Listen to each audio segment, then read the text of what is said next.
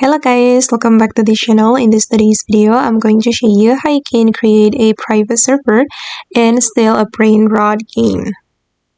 Okay, let's get into it guys. Here I have already opened my Roblox, and first of all, we need to open up the still a Brainrot game.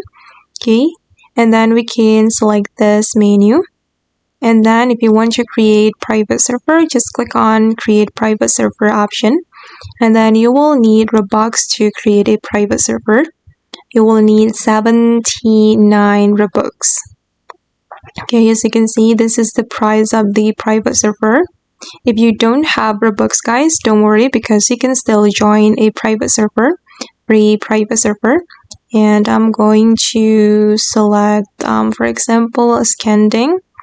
And I'm going to exclude the full server. Okay, and then you can join one of the private servers here.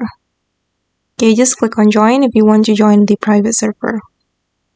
Okay guys, and that's all the way to create a private server and also join the free private server and still a Brainrot. I hope this video will be useful for you. Thank you so much for watching and bye.